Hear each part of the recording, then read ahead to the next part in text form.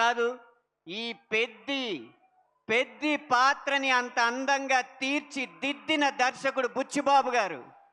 ఆయన మీకు చప్పట్లు కొట్టడానికి ఈ వేదిక మీదకి వచ్చాడు. ఒక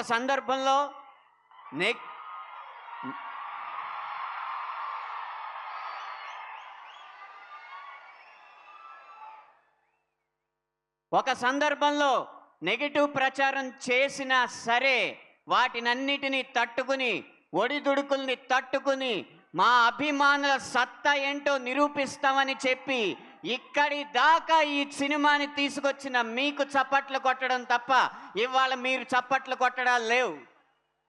అలా ఈ పెద్ది సినిమాలో ఇంత విజయవంతమైన చిత్రంలో 3 పాటలు రాసినందుకు చాలా సంతోషంగా ఉంది. ఒక చిన్న పిల్లాడు వాళ్ళ నాన్న అడిగాడు, నాన్న ఏ సినిమాకి వెళ్దామని. రై రై రారా సినిమాకి వెళ్దాం అన్నాడు, సినిమా పేరు మర్చిపోయి. అంతగా ఈ పాటను ఆదరించిన మీకు ధన్యవాదాలు. ఒక